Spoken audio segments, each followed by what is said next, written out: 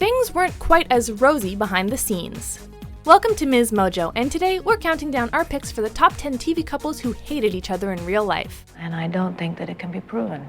But what if it could be? Wouldn't that knowledge be worth seeking? Or is it just easier to go on believing the lie? Before we begin, we publish new content every day, so be sure to subscribe to our channel and ring the bell to get notified about our latest videos. For this list, we'll be looking at 10 TV couples whose actors hate each other in real life. Oh, I don't like this one bit. Well, I can't stop now. Number 10. Mila Kunis and Ashton Kutcher, That 70s Show. I am in love with a doofus. This definitely wasn't a case of love at first sight. Despite the two now being married, a longtime friend of Kutcher told Radar Online that, quote, everyone shakes their head over the romance. Will you still love me when I'm bald? You could wear a wig. According to the source, the two were, quote, absolutely not friends during filming, and that they, quote, couldn't stand working together. We don't know how credible this source is, but their words are backed up by Mila Kunis herself. Michael, now I know I can honestly trust you with all my heart. She told Glamour that she once thought Ashton was crazy and that she started to hate him once he became famous. Apparently, he thought he was all that. She also said that they had, quote, full friendship breakups on numerous occasions, signifying that their time together may not have been all sunshine and rainbows. Look, just say you miss me. Fine, I miss you! Michael, I miss you too. Number 9. Julie McCullough and Kirk Cameron, Growing Pains. Dearly beloved. I do. While young Kirk Cameron was raised an atheist, he converted to Christianity when he was 17. This caused frustration on the set of Growing Pains, as he caused trouble with his co-stars and insisted that the writers remove any semblance of inappropriate content. Gee, what was that for? I just want you to know that I cannot imagine spending another day of my life without you. However, it was Julie McCullough who faced the brunt of his criticism. Julie had previously posed nude for Playboy, and Kirk objected to this lewd behavior. You were so sweet, and so dependable, and so sexy. The story goes that Kirk accused the producers of promoting pornography and ordered Julie to be fired. And although Kirk claims that he never called for her termination, he and Julie remain distant and are not on speaking terms. Mike, I'm sorry. I wished I could be more like you, but I'm not. So take care of yourself. Whatever happened, it's clear that they did not and continue to not get along. Number 8. Joan Collins and John Forsythe, Dynasty. Joan and John played divorced couple Alexis and Blake Carrington on the popular soap opera Dynasty. I know that this used to be your house, but it isn't now. I'd appreciate you having yourself announced next time you barge in here. While the two were split, their personal drama helped Dynasty become one of the biggest soap operas of the 80s. And it looks like Alexis and Blake's toxic relationship was just as hostile as Joan and John's. Joan has admitted that John didn't like her very much and has called him, quote, misogynistic and a bit sexist. I didn't start that fire, Blake. No, you did start a barrage of character assassination, nearly ended in murder. Well, this time, it might end in murder. She also states that John lambasted her for demanding equal pay, and she was allegedly called, quote, a diva and a bitch. I am going to kill you. However, there seems to be no hard feelings, as Joan honored John upon his death, calling him, quote, one of the last true gentlemen of the acting profession. Take your hands off me. I want to talk to you right now. I told you I was busy. Now will you take your hands off me? Number 7. Heidi Swedberg and Jason Alexander, Seinfeld. Susan's untimely death from licking toxic glue is one of the most iconic moments of Seinfeld. It showcases the gang's heartless and selfish mentality in the most upfront and brutal way possible, rivaling that of Game of Thrones. She's, gone. Dead? But her death was swift because her exit from the show was swift. While no one hated Heidi, Jason had issues with her comedic style and called her difficult to work with. Oh, no. George, that's so ugly. We don't want that. What's the difference? You just read it and mail it right back. No one really believed him until Jerry Seinfeld and Julia Louis-Dreyfus worked with her on season 7, and they quickly agreed with Jason. While Heidi was written off as a result, Jason still vouches for her, calling her, quote, a kind and lovely person.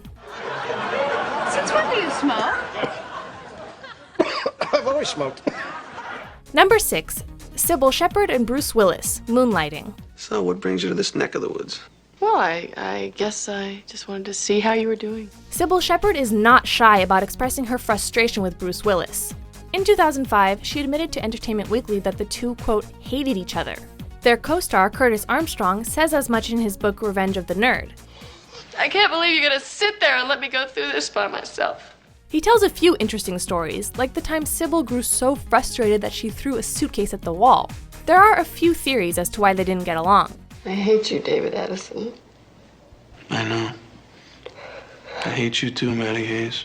Curtis says that Cybill was called a bitch by the male-dominated crew. Another co-star called Bruce an asshole. Curtis also says that Bruce told him about a, quote, ill-conceived thing between him and Cybill, which led to their hostility. Whatever the case, it's safe to say that they did not love each other. You're back! You're right. You're scum! Number 5. Selma Blair and Charlie Sheen, Anger Management. Whatever you do, do not tell Charlie Sheen that he has a poor work ethic. How was your day, Doctor? It's about to get much better. Whatever you call a person with a master's degree. While filming Anger Management, Selma Blair allegedly complained about Charlie's lack of work ethic, as she thought he took too long to learn his lines. Word got back to Charlie, and according to an insider, he flew off the handle, creating an awkward and toxic situation. I need a beginning. I need an amuse-bouche before the filet mignon. My bouche is not amused. Sheen retaliated by firing Blair via a nasty text message in which he allegedly called her the C word. However, Sheen says that they were planning on writing Blair's character off anyway to make the show and Charlie's character more interesting. I'm having problems with my best friend. Charlie? Not you. I got a lot more friends than you. Regardless, Selma lawyered up and demanded $1.2 million in lost wages. Number 4. Gillian Anderson and David Duchovny, The X-Files. What am I coming to see? I'm not going to tell you. I want you to decide for yourself. David and Gillian's hostile working relationship has been well documented. Their disagreements have been known since at least 1996, when Chris Nixon's book told of the fine line between the actors' happiness and irritability towards each other. It just means that proving to the world the existence of alien life is not my last dying wish. How about Santa Claus or the Easter Bunny? Other reports subsequently came out over the years, many of which recounted a strained working and personal relationship. David also told Metro that they often, quote, couldn't stand the sight of each other, and Gillian told The Guardian that she and David went through periods of not speaking to each other. Reports of a full-on vitriolic hatred may be exaggerated, but there's no denying that the actors had a tense and troublesome relationship. There was a lot of camaraderie there, it seemed like. Was it always like that? No. No. Number 3. Sophia Bush and Chad Michael Murray, One Tree Hill. The difference? The difference is I love you, Brooke. Things were quite sweet for a while there. Sophia and Chad grew close throughout their time on One Tree Hill, and even married in April 2005, right before the conclusion of the second season. However, they were separated the following September and later divorced. According to a friend of Sophia, Chad didn't share Sophia's enthusiasm for the sanctity of marriage. I wanted you to fight for me. I wanted you to say there is no one else that you could ever be with, and that you'd rather be alone than without me.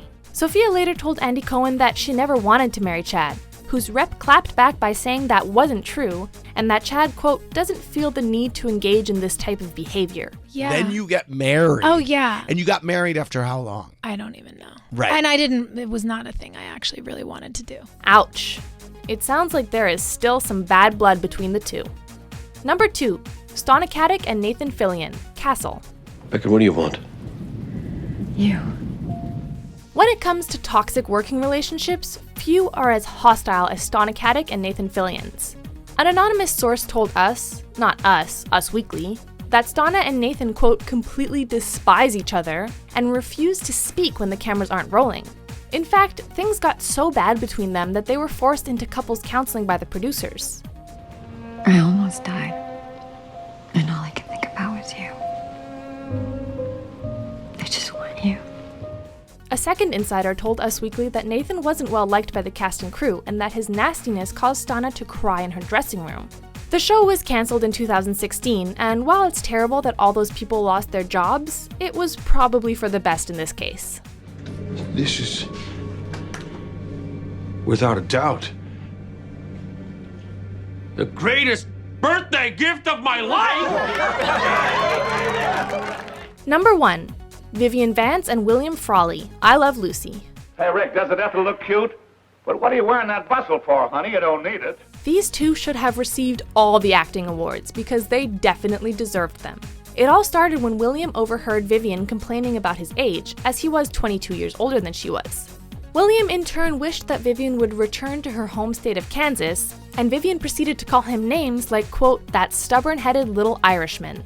It's also important to note that William was a well-known alcoholic who had a reputation for being crabby and ill-tempered. Fred?